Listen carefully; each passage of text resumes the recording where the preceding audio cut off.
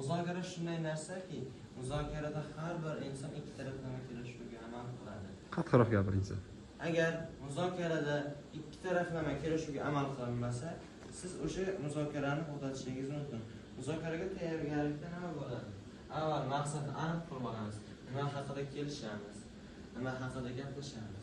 O'sha haqida avval maqsad qo'yib olamiz, undan keyin boshlaymiz. Abituriyentlarga e'tibor beramiz. Qulay joylashuv va vaqt hisoblanamiz. Misol uchun muzokara paytida Samsung kompaniyasi bilan Android kompaniyasi o'zaro kelishib ketayotganda ko'chada turishib xonada tuzmaydi.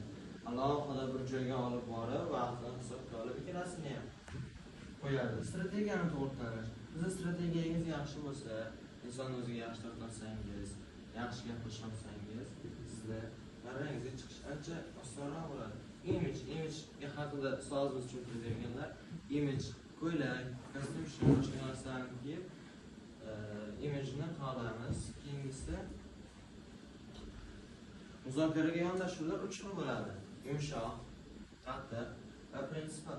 Bu yondashuvlar sizning qarshingizdagi inson tarafga o'tib xush muomalalik bilan taklif berasiz. Maqsadingiz fikrini qabul qilish. Bu yumshoq yondashuv edi. Qattiq yondashuv bu yondashuvda siz o'z fikrlaringizda turib olasiz va hamkoringizni ham o'z tomoningizga o'tkazishga harakat qilasiz. Ya'ni qattiq yondashuvda qaysar, o'jar insonlar, qattiq insonlar deyiladigan prinsipal. Sizning o'z qoidalaringiz bor. Shu qoidalarga agar sizning muzokaradoshingiz amal qilmasa, o'z qoidalaringizni buzsa, siz muzokarani to'xtatishingiz mumkin. Muzokara tartibi 3 xil: tayyorgarlik, jarayon va kelishuv. Hech narsa o'zidan o'zi tayyorgarliksiz qolmaydi. Hamma narsa avvalo tayyorgarlik ko'riladi. Deylik, mana uyga vazifa, hammasi uyga vazifa tayyorlaymiz maktab paytida. Uyga vazifani qilishdan oldin unga tayyorgarlik ko'ramiz maktabda. Bunga ustozlarimiz maktabga bizni tushuntiradi, uyimizga keyin tushuntirib jo'natadi. Biz uyga vazifaga tayyor bo'lib boramiz. Endi jarayon. Endi xotiqtaga o'xshab o'tirib, spokойно o'tirib olib, jarayonni boshlaydi. Uyga vazifani qildik. Ustozning oldiga borsak, ustoz xato dedi. Ustoz ikki qo'ymang. Ana kelishib tuzilyapti. Yangi dars beraman. Turli xil muzokarachilar bilan ishlash. Har biri o'ziga yondashuvni talab qiladi. Shuning uchun ularni farqlay olish juda muhim hisoblanadi. A variant raqobatchilar, B variant do'stlar, D bo'ysunchilar, E nafiklar. Raqobatchilar o'z prinsiplariga sodiq qolish imkoniyatlaridan to'g'ri foydalanadi va yengil yechim qila oladi ular.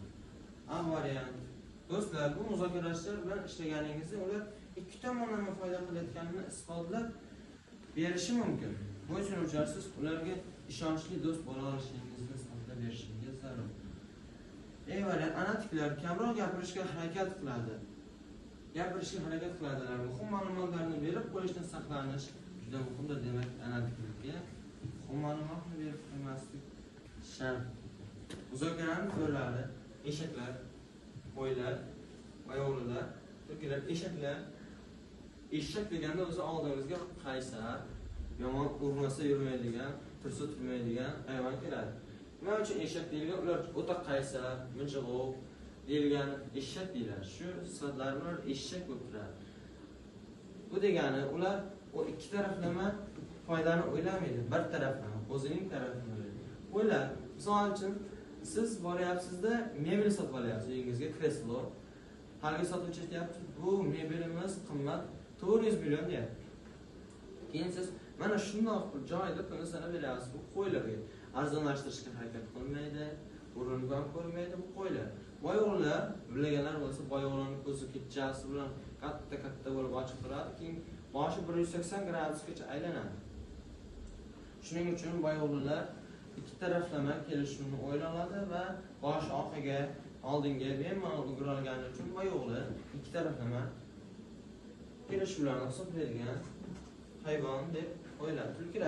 Tulkilar o'ta ayyor, sizning nozik tomoningizni topib, o'sha joyingizga qarab tekilishga harakat qiladi. Shu tariqa tulki deb ataladi. Chunki kinolarda, multfilmlarda ko'rganmiz bolaligimizda, tulki doim ayyor bo'lib chiqadi. Tulkiga yaxshi qahramon berilmaydi. Muzokara uchun zarur ko'nikmalar bor bizda. Tayyorgarlik va rejalashtirish.